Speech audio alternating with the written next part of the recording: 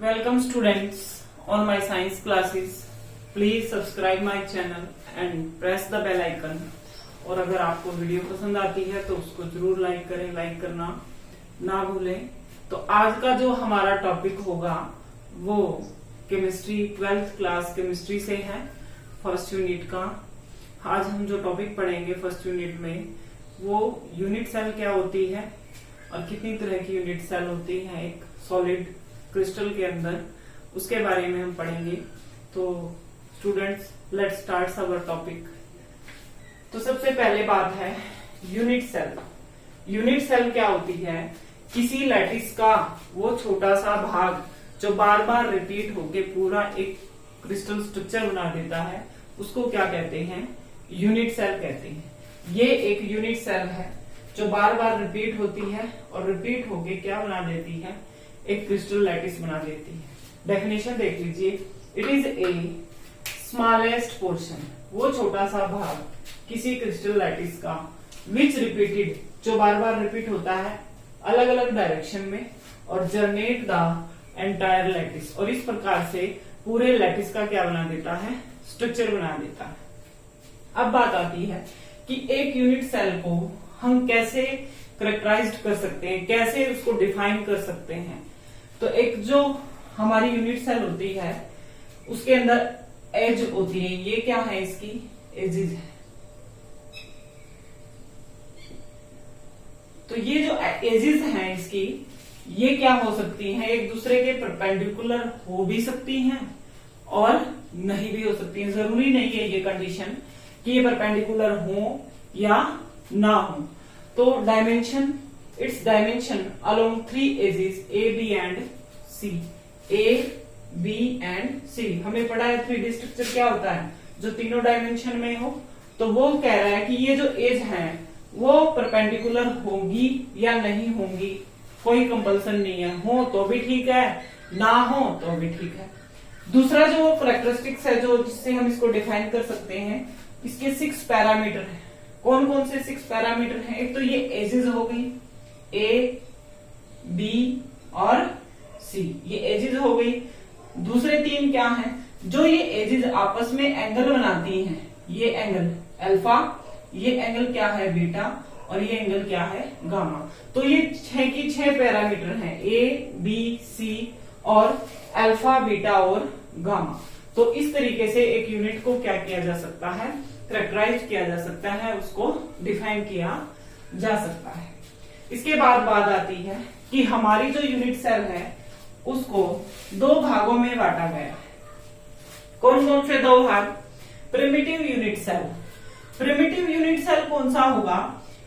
जिसके अंदर जो हमारे कॉन्स्टिट्यूएंट पार्टिकल हैं, हमें पता है कि कॉन्स्टिट्यूएंट पार्टिकल हमारे क्या होंगे, कैसे होंगे?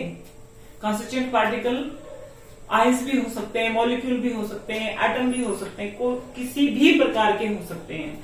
तो हम पढ़ रहे हैं प्रिमिटिव सेल। जो हमारी प्रिमिटिव सेल होती है, जो हमारी प्रिमिटिव सेल होती है, उसके अंदर जो कॉन्स्टिट्यूएंट पार्टिकल्स हैं वो कॉर्नर्स पे भी सिर्फ कहां पाए जाते हैं? कॉर्नर्स पर। वो हमारी क्या होगी? Primitive cell. जैसे ये हमने यूनिट सेल ड्रॉ कर लिया है,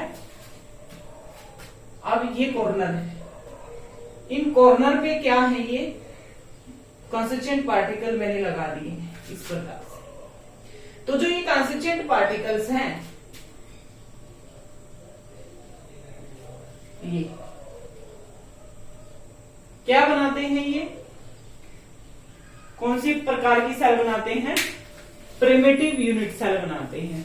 मैंने कहा कि वो यूनिट सेल जिसमें सिर्फ कॉर्नर पे पार्टिकल्स प्रेजेंट हों। कहां प्रेजेंट हो?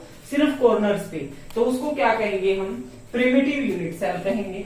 अब ये कहता है कि सेंटर्ड यूनिट सेल क्या होगी? दूसरी टाइप क्या है? सेंटर्ड। ये कहता है कि कॉर्नर पे तो प्रेजेंट है ही है, उसके अलावा बॉडी में, ये पूरी बॉडी है ना, इसके अलावा बॉडी में कहीं पर भी प्रेजेंट हो कॉन्स्टिट्यूएंट पार्टिकल्स। कॉर्नर के साथ साथ बॉडी के किसी दूसरे भाग में भी अगर हमारे क्या प्रेजेंट हो? कॉन्स्टिट्यूएंट पार्टिकल प्रेजेंट हो, तो उसको क्या कहते हैं? सेंटर्ड यूनिट सेल कहते हैं। क्या कहते हैं? Centred unit cell. तो इस प्रकार से हमने दो टाइप पढ़ी यूनिट सेल की। क्या पढ़ी? Type. Please subscribe my channel and press the bell icon. और अगर आपको मेरी वीडियो पसंद आती है तो उसको लाइक करना ना भूलें।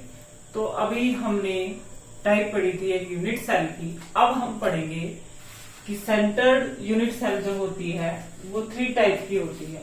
सेंटर्ड यूनिट सेल 3 तरह की होती है, बॉडी सेंटर्ड, फेस सेंटर्ड और एंड सेंटर्ड यूनिट सेल। तो बॉडी सेंटर्ड यूनिट सेल क्या होगी कि जो कॉन्स्टिट्यूएंट पार्टिकल्स हैं, जो कि एटम भी हो सकता है, आयंस भी हो सकता है, मॉलिक्यूल भी हो सकता है, किसी भी प्रकार का हो सकता है, वो कॉर्नर पर तो प्रेजेंट है ही है, साथ में जो पूरी यूनिट सेल की जो बॉडी है उसके बीच में भी एक क्या है? प्रेजेंट है। तो ये सेंटर बॉडी के कहाँ है? सेंटर में है। तो ऐसी यूनिट सेल को क्या कहते हैं? बॉडी सेंटर्ड यूनिट सेल कहते हैं। क्या कहते हैं? Body centred unit cell. Second type क्या है? Face centred unit cell. Second क्या है? फेस। फेस क्या होती है? आमने सामने की जो, जैसे एक रूम है उसकी आमने सामने की जो दीवार होंगी वो क्या होंगी? उसकी फेस होंगी। तो इसने कहा कि कॉर्नर पे तो प्रेजेंट है ही है, साथ में जितनी भी फेसेस हैं सभी के सेंटर में भी क्या है? कॉन्स्टिट्यूएंट पार्टिकल है। जैसे ये है, अगर मैं इनको ना देखूं तो ये कॉर्नर पर है, इधर भी कॉर्नर पर कॉन्स्टिट्यूएंट पार्टिकल। इसके अलावा ये एक क्या है? फेस, और इसके बीच में ये एक क्या है? फेस, और इसके बीच में एक कॉन्स्टिट्यूएंट पार्टिकल प्रेजेंट है। ये एक क्या है? फेस, इसके बीच में कॉन्स्टिट्यूएंट पार्टिकल प्रेजेंट है। ये भी एक क्या है? फेस, इसके बीच में भी एक कॉन्स्टिट्यूएंट पार्टिकल प्रेजेंट है। ये वाला भी क्या है? फेस। तो इसका सेंटर कहाँ है? ये। तो यहाँ पर भी क्या है? कॉन्स्टिट्यूएंट पार्टिकल प्रेजेंट है। और ये भी एक फेस है पीछे वाला, तो इसके सेंटर में भी एक क्या है? कॉन्स्टिट्यूएंट पार्टिकल प्रेजेंट है। में सभी फेसों के बीच में एक एक कॉन्स्टिट्यूएंट पार्टिकल अगर प्रेजेंट है तो उसको क्या कहते हैं?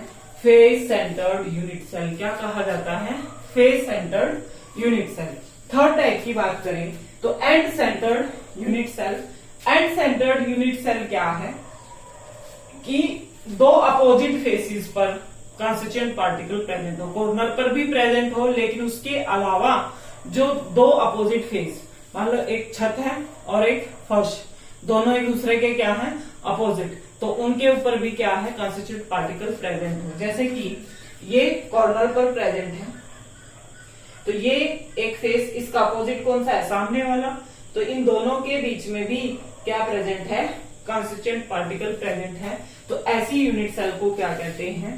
एंड सेंटर्ड यूनिट सेल कहते हैं।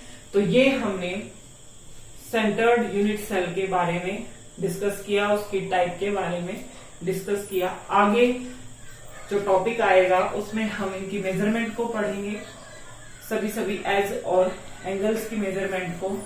तो इसी तरह अगर आपको नेक्स्ट टॉपिक भी स्टडी करना है तो लगातार मेरी वीडियोस को देखते रहें।